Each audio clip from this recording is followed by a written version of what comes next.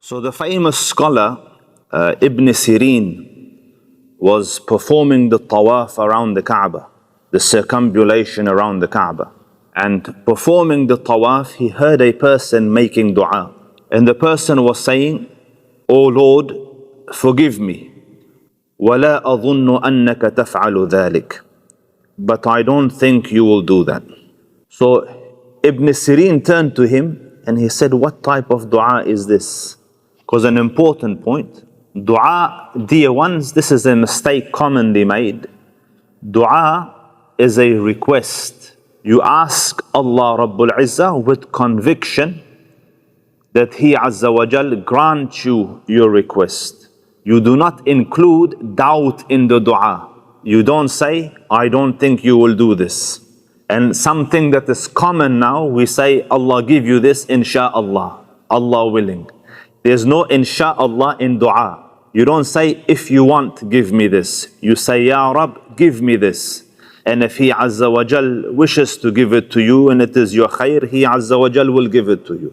But you do not add a clause of doubt or a clause of "if you want" in dua. So don't say, "Allah reward you insha'Allah." Say, "Allah Rabbul Izzah reward you." So Allah, don't say, "Oh Allah forgive me insha'Allah." Say, "Ya Rabb forgive me," and so on and so forth.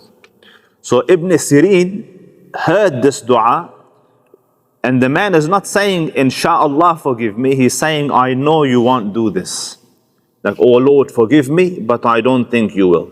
So Ibn Sirin, the scholar, turned to him, rebuking him. "What type of dua is this?"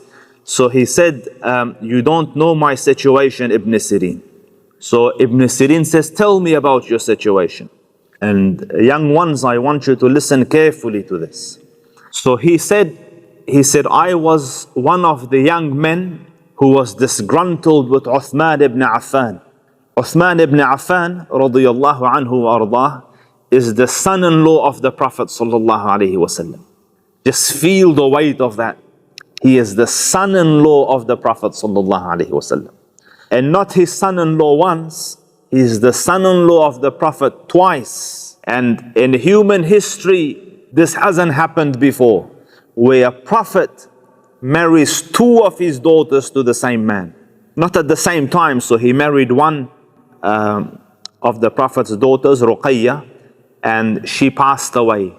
So then he sallallahu alaihi wasallam married a second daughter of his to Uthman ibn Affan radiyallahu anhu.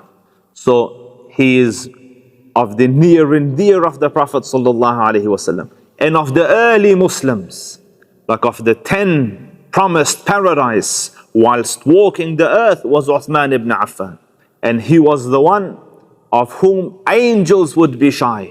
So a mighty companion of the earliest of companions, the one who has been part of the entirety of the message and messengerhood of the Prophet sallallahu alaihi wasallam, who was aware of the deen as in its requirements. This Uthman ibn Affan was begrudged by this group of youth, because this group of youth, this young man, thought that he is not following the religion properly, that he is cutting corners. So he, in his passion and in his lack of information and lack of knowledge, he took an oath upon himself. He's telling Ibn Sirin that "I was of those disgruntled with Uthman, and I took an oath upon myself that I will slap him in the face when I see him." And at this time, Uthman ibn Affan is an old man. He is in his 70s and above, and he is the Khalifa of the Muslims. He is the man who is the leader of the Muslims. Yet this young kid, somewhere at the outskirts of the Islamic world, has understood that this giant of a scholar, this righteous man that used to finish the Quran once a night, has somehow erred in the deen, and this kid has understood. This giant of a scholar has not understood. This one has understood. This taqiyyun naqi hasn't complied properly, and this one now feels that I will fix him, I will give him a slap. So he says, when I arrived in Medina, I found that he was already killed. So for those of you who know, one of the tragedies in early Islam was that this group of noise, ill-informed people, malicious intent for some of them, came and surrounded the house of the Khalifa and then jumped over the fence and then assassinated Uthman ibn Affan radiyallahu anhu wa ardah. And at the time he was reading the Quran. Uthman ibn Affan was reading the Quran. And his wife Naila was with him in the house. So when they tried to attack him, she tried to defend, and in the process lost a couple of her fingers. Allah be pleased with her, Ya Rab. So anyway, they killed Uthman ibn Affan. So this young man says, when I arrived at the scene, he was already dead. And his wife was next to him, and he was covered because he had died.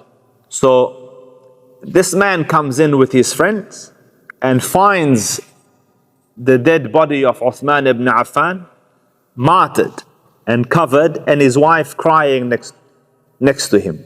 So he says, uncover his face. So she could see ill intent on his face.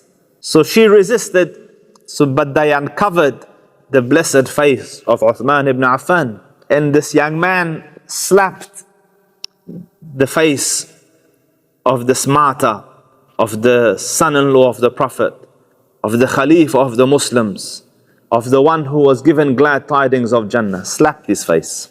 So in a moment of anguish, Naila, the wife, cried out. So she said, may Allah paralyze your hand and take your eyes, and may He not forgive you.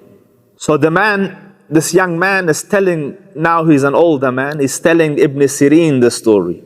So he moved the cloth off his hand. He goes, see Ibn Sirin, what's happened to my hand? And Ibn Sirin says, I saw his hand like a dried up twig, like a piece of branch that is dead, dry. And he said, look at my eyes. And he goes, he was blind. So he said that because the first two parts of her prayers have been accepted, the last will also be accepted. Meaning that, oh Lord, don't forgive him. Paralyze his hand, take his eyes, and don't forgive him. So he says, that is why I call out, oh Lord, forgive me, but I don't think you will. So I say this to you, my dear students. In your desire to fix someone else, make sure you don't ruin yourselves. I repeat, in your desire to fix someone else, make sure you don't ruin yourselves. A lot of times as young ones, you will come across a lesson or an idea or a point, and in your passion, you look around and you see, hold on, this sheikh doesn't do that, and this sheikh has misunderstood this, and you are not even, 100th part of the knowledge of that sheikh or that alim. You have barely scratched the surface. Yet out of your zeal and out of your passion and out of your lack of information and lack of knowledge, you burn with this desire to correct and refute and point fingers and critique. And I caution you through this, that there was a young man before you who thought he is right and a great alim and a scholar is wrong. And in his desire to fix him, he ruined himself.